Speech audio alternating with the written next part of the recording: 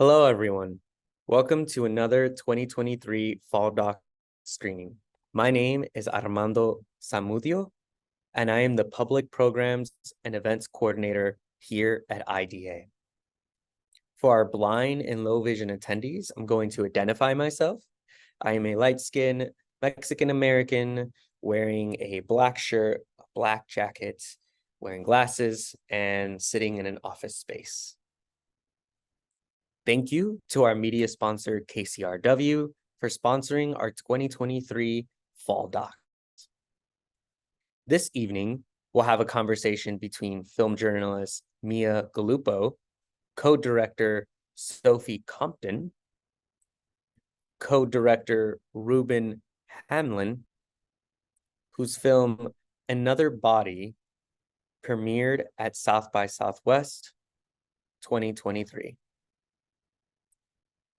To see more amazing films like this, please visit www.documentary.org/FallDocs.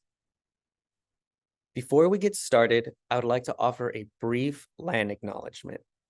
We recognize the Gabrielino Tongva as the past, present, and future caretakers of the land, water, and cultural resources in the unceded territory of Los Angeles. Thank you so much to Andrea Lust for ASL interpreting this discussion. And with that, I'll pass it to Mia. Thank you. Hello, I'm Mia Galuppo. I am a film reporter with The Hollywood Reporter, and I'm so excited to be here today with Sophie Compton and Reuben Hamlyn, the co-directors of Another Body. For our blind and low vision attendees, I am wearing a white shirt with a beige cardigan, and then my background is blurred. Thank you both so much for joining us. Sophie, let's start with you. If you could just introduce yourself real quick. Thank you so much for having us. Yeah, I'm Sophie Compton, co-director of Another Body with Reuben, and I'm wearing a brown and pink shirt and sitting in front of a bookshelf. And it's, so good to be here. Reuben. I have blonde hair. I'm wearing a black polo and I'm sitting in a fairly dimly lit room, which is white, and there's a bookshelf to my right.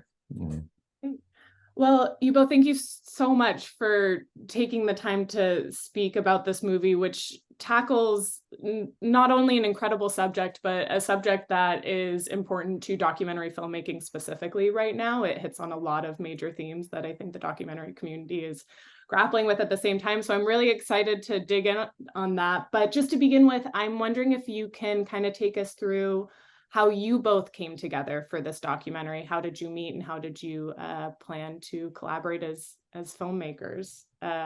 Reuben, I'll let you take that first. Yeah, so me and Sophie have been friends for a long time. And we come from fairly different backgrounds. You know, Sophie was more in theater, I was more in film, but Sophie was when we found out about the subject matter, it kind of felt like the perfect intersection of the work that we'd been doing. I'd been sort of working more in technology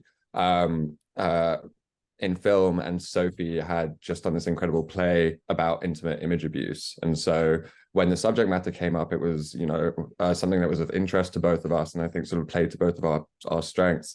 And so, we just kind of decided to collaborate on it. Yeah. Sophie, what about for you?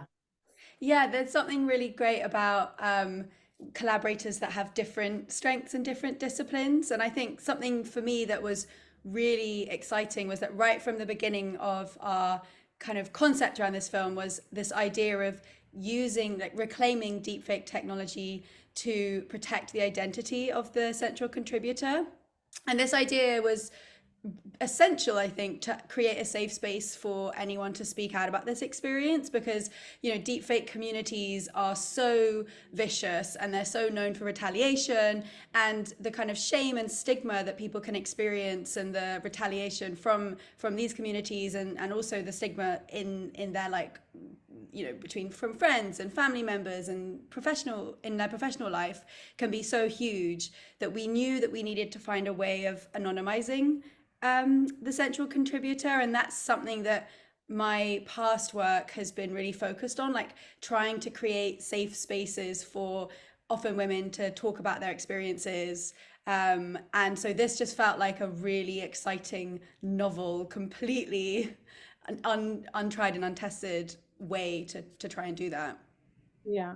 Well, taking a step back from the form, I'm just wondering, how did you all come to your subject, your main subject in the film? How did you all meet? I mean, after a number of months of fairly like mind warping research, we spent a lot of time on 4chan trying to sort of make sense of how this community operated, but also to sort of encounter potential sort of targets of this.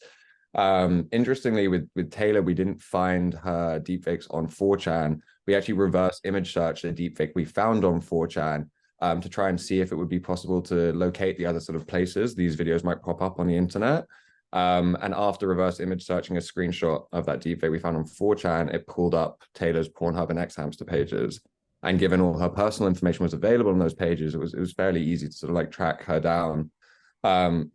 And we consulted with a bunch of specialists and other victim survivors about whether or not we should approach her, given that we didn't know she was aware of the videos, how we should approach her. And after that sort of consultation phase, we got in contact saying, hi, we found these videos. We think you should be aware. Here's a bunch of resources for like legal or psychological support. By the way, we're documentary filmmakers. If you have any interest in sharing your story, please get in contact. And she did. And after we explained our sort of strategies for anonymization in the film, it was only like a day or two later, she got in contact and said, I want to contribute. I want to sort of, you know, give something or make some good out of this horrible situation. Yeah. And just for those who may not be familiar and maybe just introduced to this through the documentary, can you just give a quick description of what websites like 4chan are?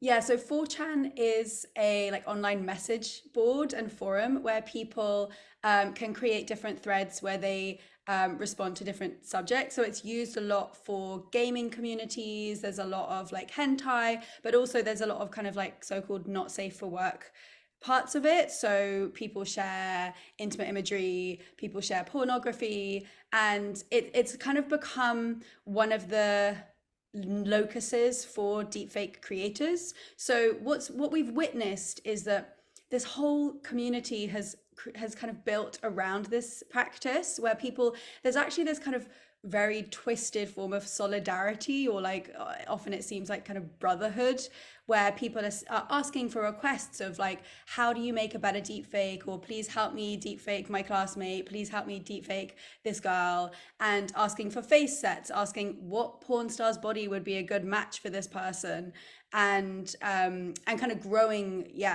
themselves as a community. And also this has migrated off the message boards like 4chan and Reddit, and also started taking place on these more formalized deepfake websites such as MrDeepfakes.com, which is the biggest deepfake porn website, which it's like 14 million hits a month now. And that is kind of like public facing, consumer facing, a place where some of the 4chan creators have, you know, really started building this practice up into almost a business and a kind of cottage industry. Wow. And there's so many ways that you could have told a story about this subject. There is just the explainer version of this. Why was it important to find someone like Taylor and focus in on an individual story as it pertains to this greater subject? Why did you think that that was important from a filmmaking perspective? Well, I think that the media coverage that we were encountering slowly started to address deepfakes as a violence against women issue, but it was from a very distant perspective. You know, they weren't speaking to any victim survivors. And I think a large part of the reason for that is because so few victim survivors want to speak out because of this fear of retaliation. And so that felt like the missing piece in the sort of the deepfake harassment story. It's a complex issue, and a lot of people don't see this as a serious crime because it is immaterial. You know, it's not physical violence, it's a form of digital sexual violence. And so we thought it was really important to kind of embody this story, to really like tell it through the lived experience of someone. And if we did a sort of a survey film with loads of experts sort of describing what it might be like rather than actually getting to sort of like live it with someone, I don't think people would really understand the depth of the impact of this form of abuse. And so it was very important for us to find a survivor who was brave enough to sort of share her story with us and with the world. Yeah. I think we also knew that there would be good, interesting other survey style films about this and like news media pieces about this. And I think something that we realized was so central to the experience of being a survivor of deepfakes was the kind of minutiae of the silencing, how the silencing can be so immediate. You know, many people that experience this, like Taylor, when they wake up one morning, they get sent a link, they click on the link, they see a video of themselves kind of looking back at them depicted in pornography. There's such a kind of core sense of violation. And then there are all of the millions of questions of like, who did this? Where are they? Are they still trying to hurt me? Who's seen this? Has my friend seen this? Has my boss seen this? And what that does is that it really imprisons somebody inside of themselves, because the mistrust is huge. The questioning of each person, you know, we've spoken to survivors who've said, walking down the street, every person I walk past, I think, have you seen the video? And even though I know that most won't have, that question comes up. And so I think it felt so important to really bring somebody inside the life and the experience and the texture of experiencing this, and the kind of almost mundane or like day-to-day aspects. But also we always wanted and hoped from the beginning that we would find a kind of investigative element to the story, and that we wanted to follow this investigation and take people kind of deeper like into this world through the lens and the perspective of a central contributor. And also like thinking about the amazing work of, you know, IDA, we believe that there is a kind of journalistic merit to that, in that specific focus on one perspective. And sometimes broadening things out is a really helpful tool in terms of balancing different narratives. But sometimes like deep immersion in one story is a kind of creates like a case study, which overall like is a huge value add to that like public conversation. So we felt like this subject needed that. Yeah. And both of you have touched on this previously in this conversation, but I want to dig in on the choice to use a deep fake in your documentary about deepfakes. At what point in your filmmaking process did you realize that this was the proper way to tell Taylor's version? Of course, there's the anonymity element of it, but can you kind of go through each of your thought processes as filmmakers and ultimately why you decided that this was the right thing to do? I mean, from very early on, we thought that there was a likelihood we would use this. Given that so few sort of survivors were speaking out, if we were to get in contact with someone, we thought that it would be unlikely that they'd be willing to share their story unless they were anonymized. And we had this great tool to anonymize like available to us because of the subject matter of the story. That being said, we don't use it just to anonymize Taylor. The way that this works in the film, I think, really helps to demonstrate just how powerful this technology is. I think a lot of the deepfakes that people encounter have like Nicolas Cage's face on, Arnold Schwarzenegger's body, and it looks ridiculous. It doesn't look believable. And so few people are encountering these deepfakes, which aren't so absurd. And so they don't understand just how realistic they can be. And so it is incredibly powerful to protect Taylor, but it's also incredibly powerful to communicate to the audience like just how terrifying this technology can be. Yeah, we also see the technology as a tool, which like any tool can be used and misused. And we support the use of deepfakes with consent, for satire, or especially in the case, in a case such as ours, to protect the identity of a source who probably wouldn't be able to speak out otherwise. And it does feel like this technology has this enormous potential for documentary filmmakers and journalists to allow someone to share their story anonymously, but without that kind of human block that occurs when you have to blur somebody's face or you can't see their features. And I think the mad and extraordinary thing about this technology is that it really is Taylor underneath the digital, the veil, the face veil. And yeah, so we actually went through this quite insane but amazing process of casting actors who wanted to kind of offer, and were of course like recompense for that as well, but also did this with an activist intent to offer their face to be the face veil of Taylor and Julia. And so what you see when you watch the deepfake of Taylor is, Taylor's expressions. It's her eyebrow moving, it's her head turning to the right, it's her tears, but filtered through somebody else's face. And that it allows audiences to connect in a really human and intimate way, even though she's veiled.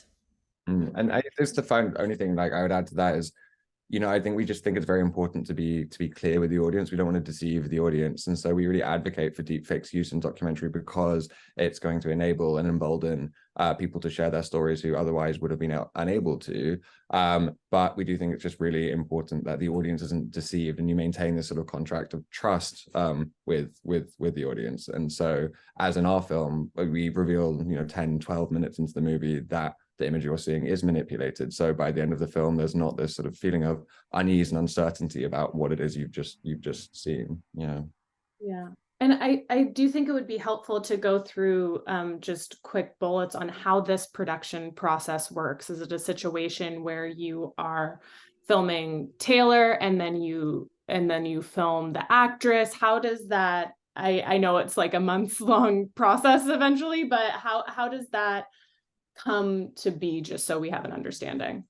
Yeah, so all of the footage is of Taylor, filmed either by her or of her. And that's essential because that's where you get her truth and her spirit and her mannerisms and her expressions.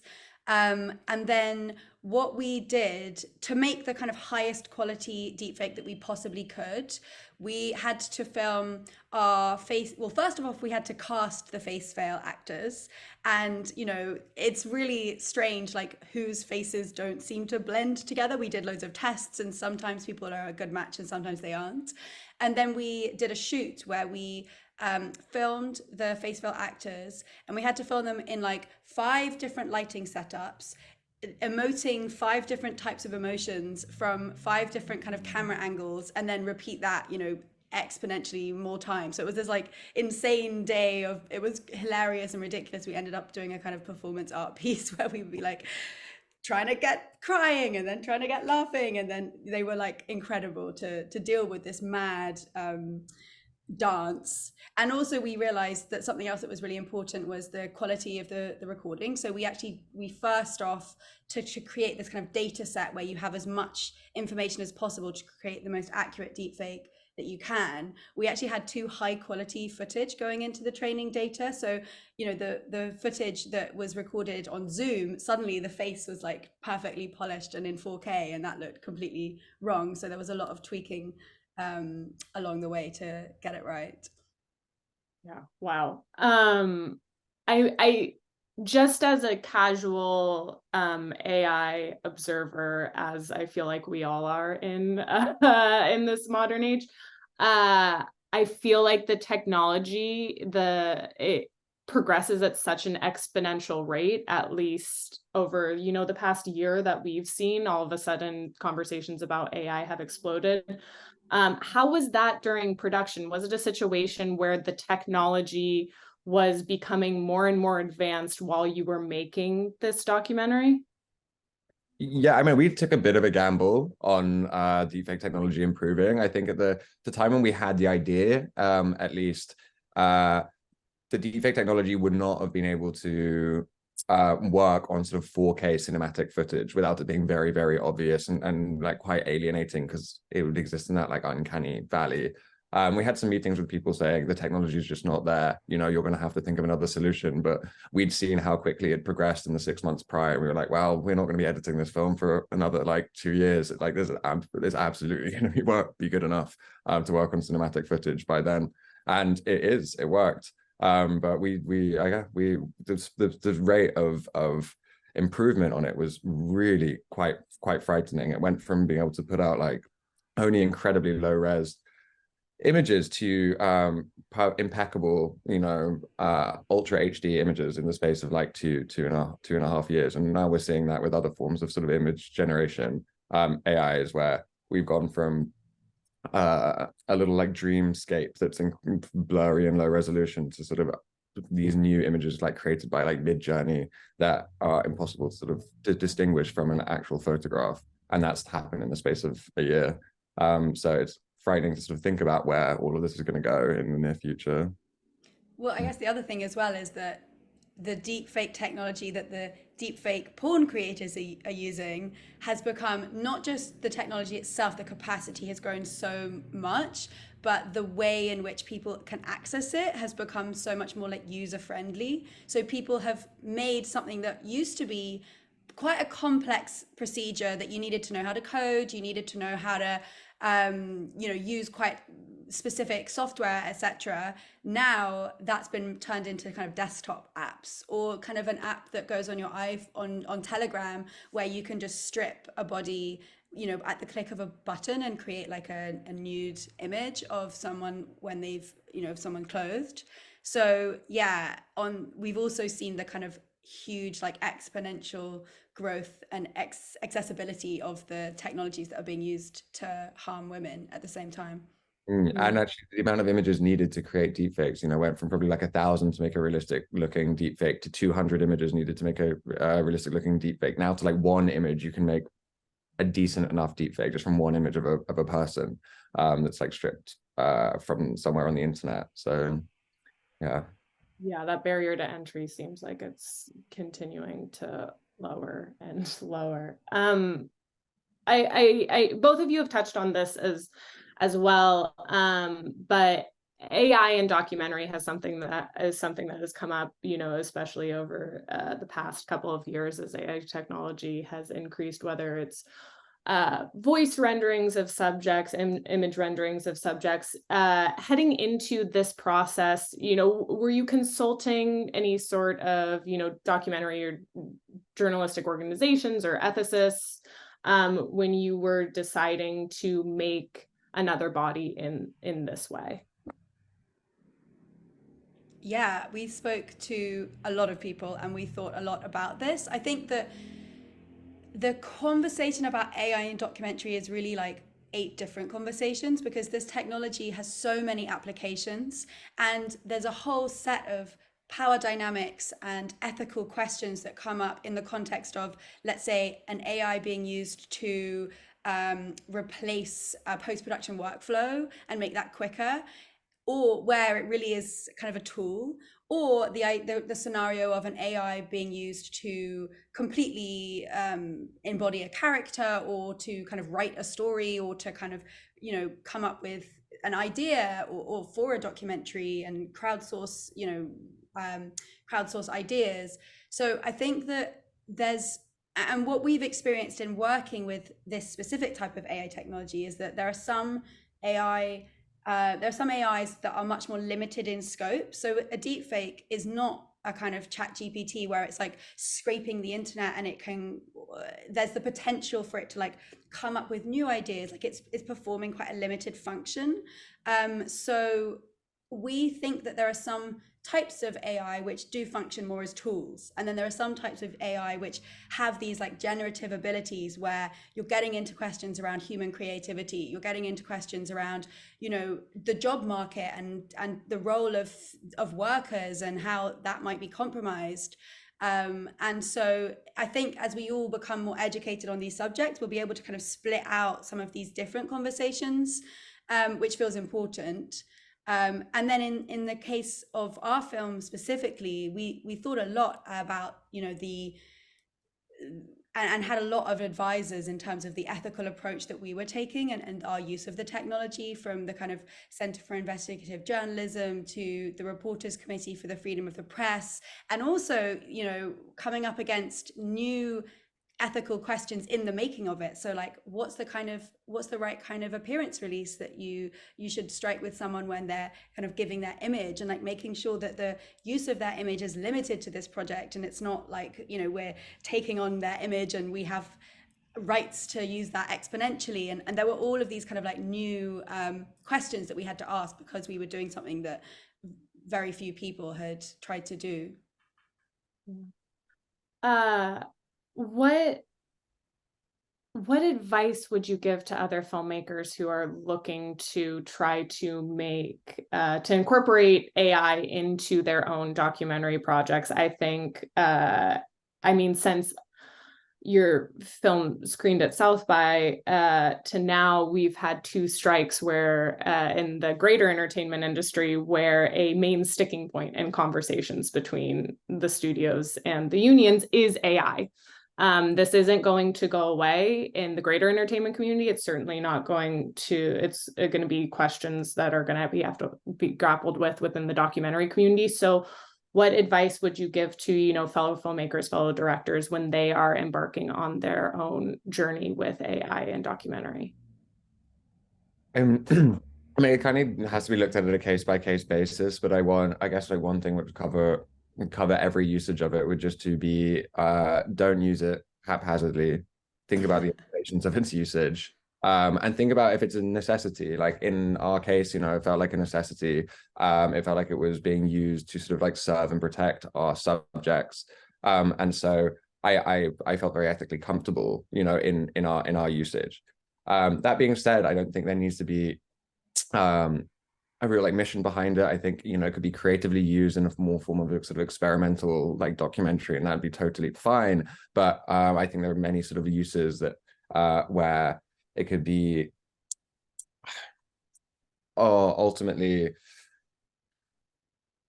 cause harm, or at least sort of like create a sort of unintentional distrust between the audience and the sort of the filmmaker, which is, I think, very, very damaging to in the context of a documentary film, because and, you know, as we've seen sort of like cases where it's being used without the sort of the consent of the other person whose image is being used, or sort of voice is being created, that is like a fundamental sort of like I'm wondering about the right phrasing to put this.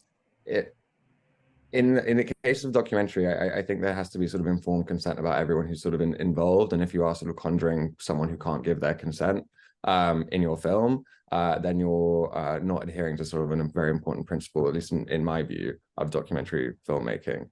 And so I think those situations should be avoided. But again, I don't think there can be like a universal rule here. You just have to be intelligent, sensitive, and considerate about the way that you're using these technologies. Yeah, it's about having it sounds like it's about having open communication, not only between the filmmakers and the audience, but filmmakers and subjects, so it becomes circular. Absolutely. Exactly. Absolutely. Yeah. And I think that, you know, Reuben touched on it, but the contract with the audience is so central to the experience of a documentary. And I think in our film, we do slightly play with that by not revealing that Taylor was deepfaked for 10 minutes. But then at that moment, when you do reveal your hand, I think being transparent with the audience is, well, I think that you come into problems if you aren't transparent with the audience, and audiences are smart. And consent is something that is so core to like all of these questions, really. And one question I always love asking independent documentary filmmakers, because I think it is so important and talked about, but not necessarily questioned a lot by the media, is funding. And it's because it's such a practical and maybe sometimes boring question to ask, but it's so important. So I'm wondering if you all, you did this independently.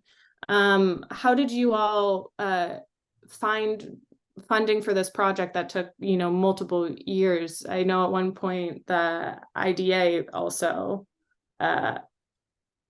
gave you all some grants. Yeah. But the incredible thing about this film is we were making it. We were 2 years into making it, pretty much. I mean, 1 year into sort of production, and the funding we had at that point was about like 10 grand. But because this sort of remote production is very cheap to do. Most of our expenses were in post-production, so we knew we really had to like raise money for the final stages of the project. We were very, very fortunate to get a grant from the IDA, the Enterprise Production Grant.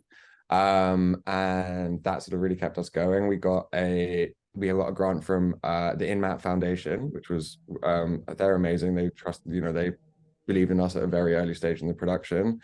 And then finally, we were very fortunate to get into sort of Sundance Catalyst program, and that kind of unlocked the rest of our money. It's like a program that Sundance runs, which connects you to a sort of vetted community of independent investors, where you sort of pitch to them and then have meetings, and hopefully they will fund your movies. And we owe a lot to them as well. They really made this film possible.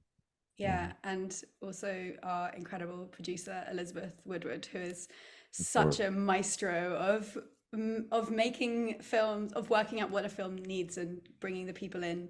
So yeah, we are so grateful for the kind of investor community that we met through Catalyst. But also, I think in the spirit of this transparency, I think it's really important to mention privilege and how lucky we were, and how this also coincided with the pandemic, that in that year when me and Reuben were working on this film completely for free, we were in lockdown. So, and I was living with my parents, and this was our first feature documentary. So that has a very harsh reality to it, that we were very fortunate to be able to pursue this subject matter for such a long time in that way, which sometimes is not possible. And I think outside of the pandemic wouldn't have been possible for us either. Yeah.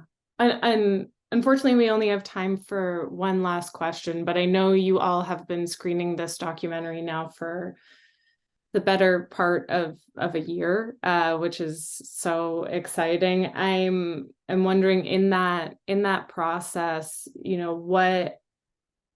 what have been your favorite screening experiences? What tangible, conversations are you having with people about this documentary as this technology continues to affect day-to-day life? Is that something that's been happening as you have taken this documentary, around the country and around the world? Yes, absolutely. So alongside making the film, we have been running an impact campaign actually for the last 3 years. So when we started researching the subject matter, we received a flood of friends and wider people that we knew from our wider circles who had experienced intimate image abuse and whose stories were not getting out into the public realm. And so we built a campaign called My Image, My Choice, which has ended up being kind of aiming to gather survivor testimony and make sure that is the tangible reality that is being shown to lawmakers, the White House, the World Economic Forum, and bodies that are coming up with legislation. And so we have done a lot of work with charities, with NGOs, and with some of the incredible people that are trying to grapple with this from a policy standpoint and from a public awareness and advocacy standpoint, and like building these organizations. So I think some of the most powerful experiences for me have been screening it with some of the charities that we've worked with and those partner organizations, and facilitating them to use the film in their work. So whether that's showing a clip, doing a screening for their employees, etc., and using this film as a way of getting people talking, but also actually really showing it. We were told the unbelievable news the other day that the film was clips of the film was shown to Kamala Harris, and that it really energized her around getting supporting this issue and trying to grapple with AI, which is something that the White House is thinking about. And so we know that in briefings for incredibly smart, busy people who have a lot of things to read, actually hearing from a survivor and watching something face to face and having a piece of creative media, it can just transform the conversation and transform the engagement. So that's been, a really powerful process to watch unfold.